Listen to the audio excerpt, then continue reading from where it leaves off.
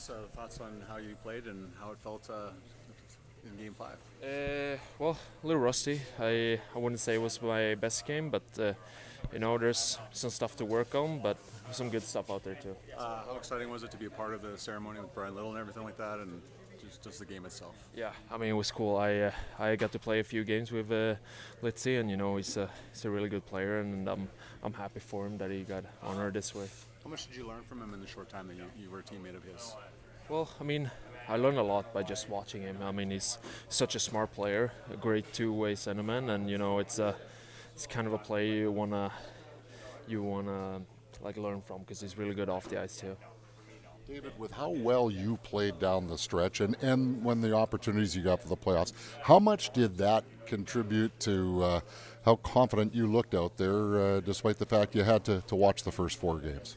Well, I mean that contributes a lot. I mean it was nice to get those few games in the end, and then actually playing in the playoffs again. I mean that's a unreal feeling, and it really boosts your confidence. So that's something I took with me for the game here. Yeah, and I mean, you've proven your versatility before, but is it more like kind of a comfortable old slipper being in the middle rather than being on the wall?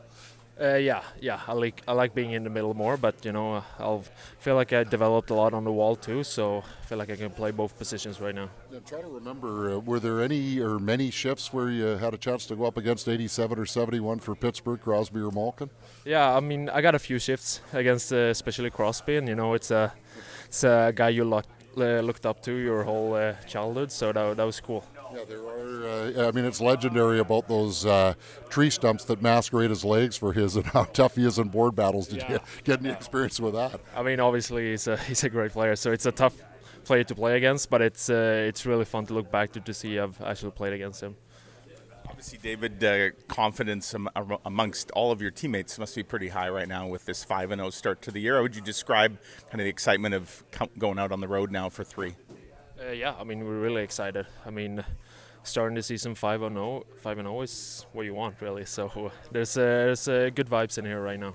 Does it almost feel like there's probably a target on your team? You're always going to maybe get the other team's best. No one's going to take you guys for granted because of the success that you've had so far?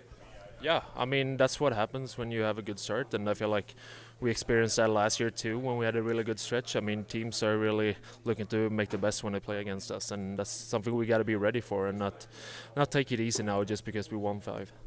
And just safe to say, when you have a good team and lots of good players, there's a competition internally just for guys to obviously keep playing well, right? To stay in the lineup and stay in their spots. Yeah, I mean, I feel like it's a really healthy competition going on in the locker room right now, and that's what you need. That's what you need for a team to win, and I feel like our depth is one of our biggest strengths, so we'll keep that going.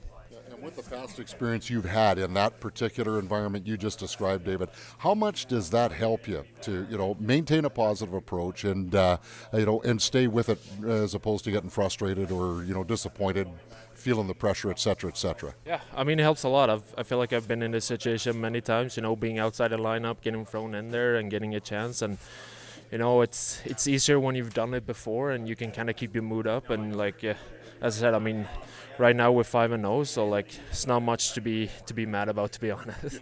Yeah.